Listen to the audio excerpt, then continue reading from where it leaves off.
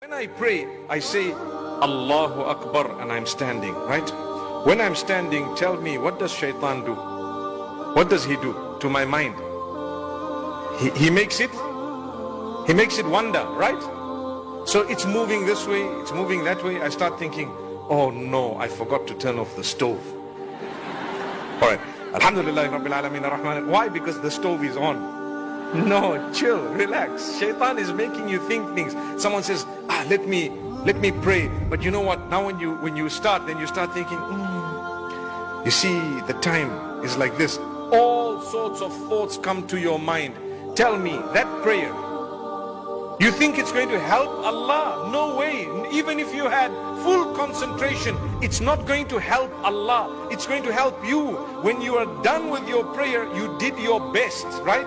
You did your best. Nobody has 100% concentration in prayer. We have 80, 70, 60.